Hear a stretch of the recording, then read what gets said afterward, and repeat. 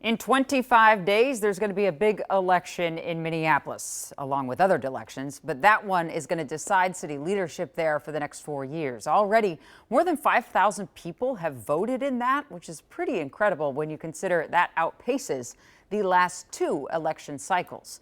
Our political reporter, Danny Spiewak, took some time today to sit down this week with the 2 leading candidates in that mayoral race, incumbent Jacob Frey, State Senator Omar Fateh. He's here now to tell us what they have to say at this stage of the game. Hey, Danny. Hey, Jana. Well, there have been so many twists and turns already in this campaign season. It's been very eventful with this summer, the Minneapolis DFL endorsing Senator Fateh for mayor, but then the state DFL party revoked the endorsement because of flaws in the electronic voting system. Moving forward, there is no officially endorsed candidate in this race, but Frey and Fateh are the 2 most recognizable candidates.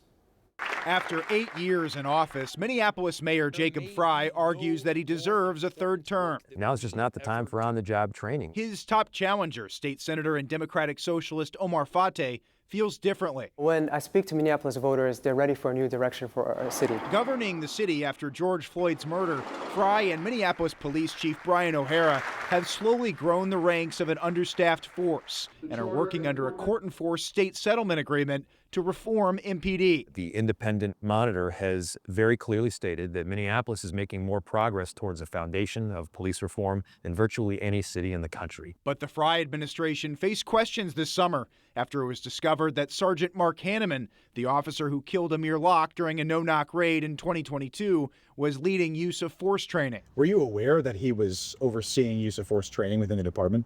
I'm not involved on these individual determinations as to where officers are placed.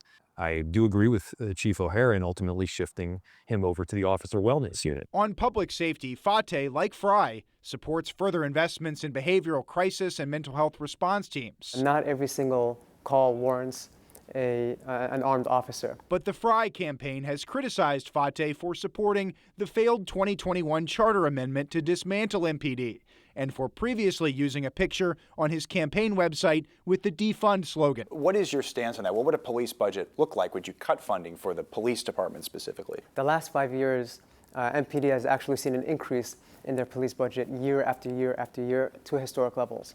But at the same time, we know when we talk about public safety, we need to invest better in these alternatives. Another key issue in the race is homelessness. Citing safety, the Frey administration has worked to clear encampments around the city, including one on private property this summer where 7 people were shot. Standing by having large-scale homeless encampments is not a solution that has worked in any city throughout the country, but that is in fact what my opponents are proposing. Fateh won't say if there's a scenario where he would clear an encampment. As much as the mayor and his administration likes to do it, bulldozing encampments is not a solution. Both campaigns have also made the economy a focus. Frey supported a $15 minimum wage and touts investments in affordable housing as a signature achievement. People should be able to afford to live in a great city. Fateh supports a $20 minimum wage and rent stabilization policies. A policy that protects tenants, protects renters.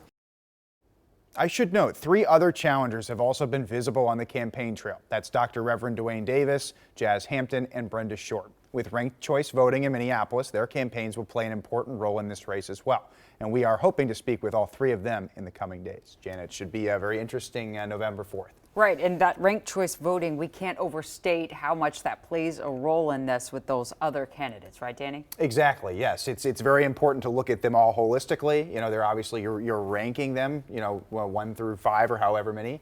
And so that will matter in terms of if it gets to a second ballot. Right, and we've seen in mayoral campaigns past, since we've had RCV, candidates kind of cobbling together at the end to say vote for us in this order. Sure, certainly could see that here as well. So this one you got to pay attention to. Thank you so much, Dan.